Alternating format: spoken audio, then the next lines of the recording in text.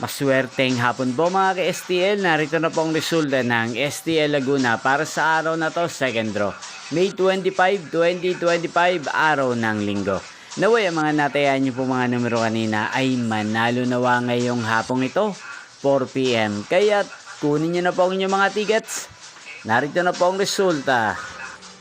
Para po sa STL Laguna second draw result, May 25, 2025, 4 PM. Ang mga numerong nanalo, 20 at 20 or Pompiang 20. Sa lahat po ng tumaya kanina sa STL Laguna para second draw ng 20 at 20 or Pompiang 20.